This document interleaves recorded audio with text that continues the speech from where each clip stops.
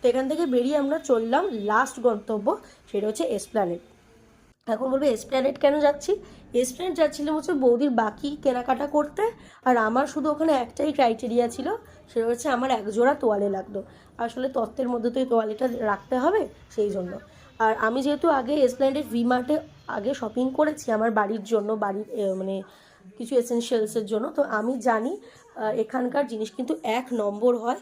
মানে বাজেটের মধ্যে তোমরা সেরা জিনিস পেয়ে যাবে, আর প্রচুর অফার থাকে সারা বছর।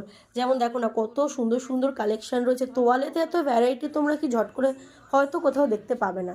যারা এখনও অবধি ভিমার্টে শপিং করোনি, একবার কিন্তু 8 থেকে 80 সবার জন্য শপিংয়ের জন্য আসতেই পারো।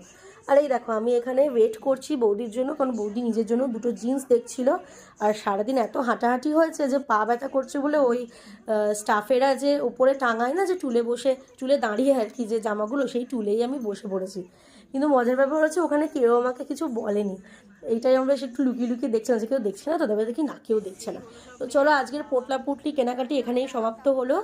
খুব তাড়াতাড়ি নেক্সট বিয়ের বাজারের দ্বিতীয় পর্ব তোমরা দেখতে চলেছো। আজকের জন্য টাটা, ভালো থেকো।